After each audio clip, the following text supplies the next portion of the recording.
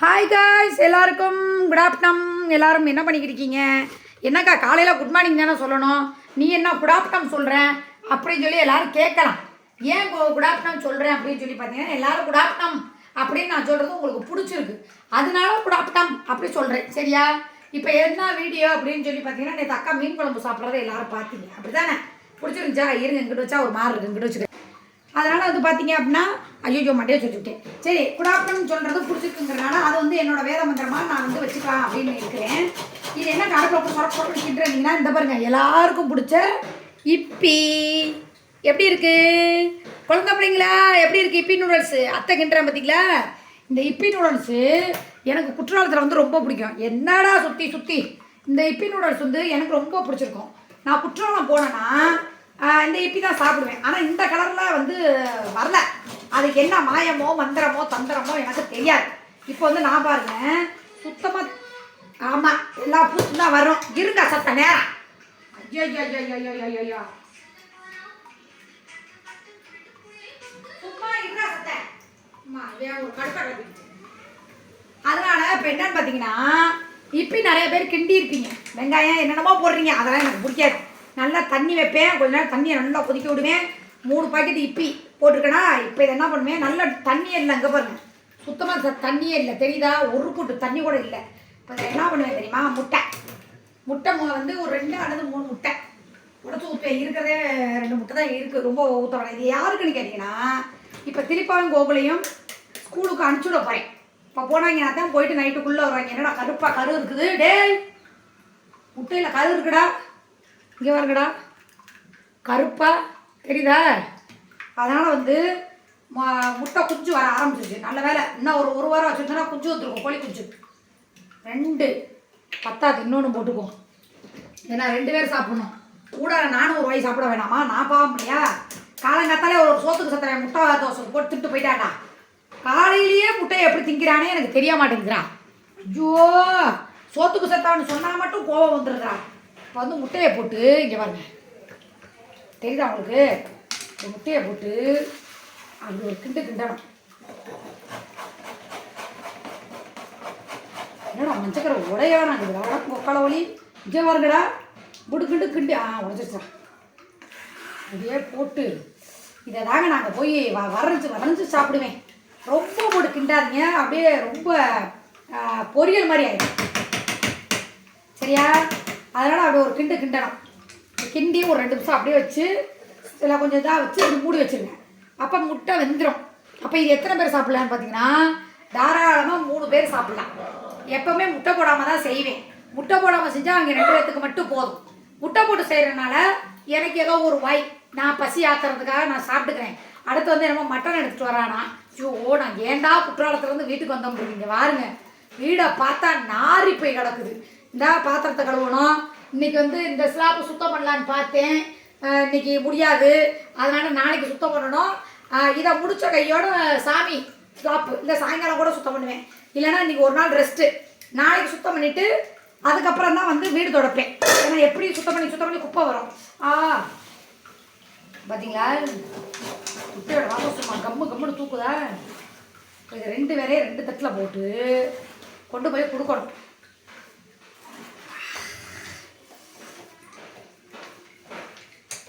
Okay, ரொம்ப வந்து முட்டையை போட்டு கருக விட்டுறாங்க, தெரியுதா? இப்பி நூடுல்ஸு. சரி, ஓகே. இப்போ என்ன பண்ண போகிறோம்னா, 2 தட்டு எடுத்து 2 பேர்த்துக்கும் கொடுப்போம். எங்கடா தட்டே காணோம். ஐயோ, இது நிறைய. இது வந்து கோவிலுக்கு வந்து அளவாக தான் கொடுக்கணும். ஏன்னா கண்டிப்பாக வேஸ்ட் பண்ணிடுவேன், திங்க மாட்டேன். இது வந்து கோவிலுக்கு திருப்பா கொடுப்போமா? என்னம்மா அப்படின்னா உடனே நல்லா மாடு இந்த கண்ணுக்குட்டி பாலுக்கு கற்று பாரு, அந்த மாதிரி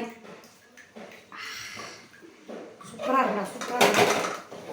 ஏதோ சட்டி கிட்டியில் ஒட்டி கிடக்கிறத நான் தின்பேன்டா. அப்படித்தான்டா எனக்கு.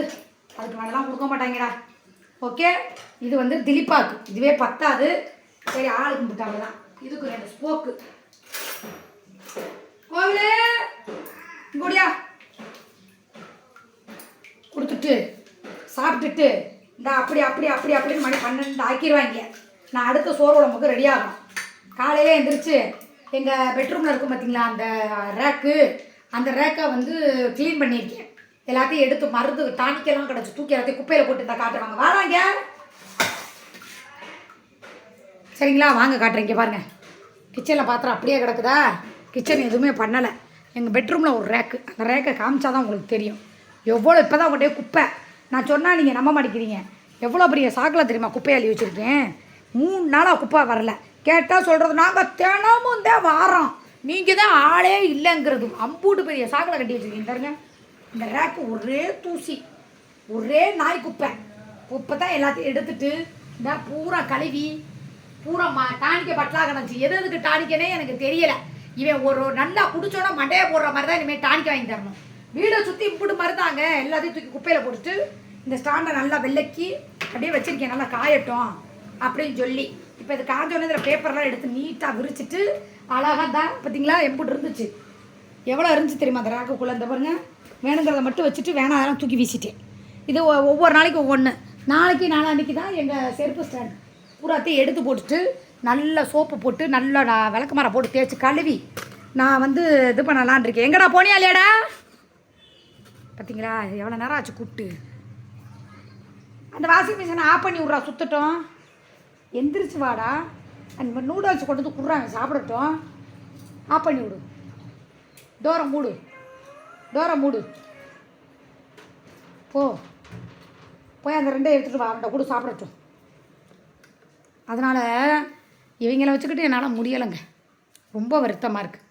யாராவது புள்ள குட்டி வேணும்னா சொல்லுங்கள், அவன் கூட பேசாமல் இருக்கட்டும். இந்த இவனை தத்து கொடுத்துட்றேன் சரியா. இருங்க, சட்டியை சுரண்டி திங்கிறதானே எல்லா அம்மாக்களோட கடமையும். அந்த மாதிரி சுரடி திங்கிறேன்.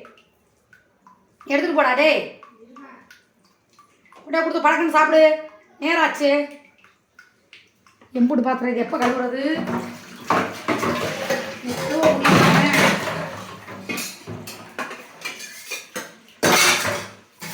ஆனால் சமைச்சுட்டே கழுவி போங்க. உங்களுக்கு கணக்குன்னு பார்க்குறீங்களா? சமையல் வேலையை பார்த்துட்டு கழுவுவேன். கட்டன்னு கழுவிடுவேன். இதை நான் கொண்டுக்கிட்டு போய் வச்சு என்ன பண்ணுவேன்னா சாப்பிட்ருவேன். காலையிலே போய் இந்த அண்ணனை கொண்டு போவேன். இங்கே கொடுத்துட்டியா? சரி சாப்பிட சொல்ல, சூடாக இருக்கும்போதே.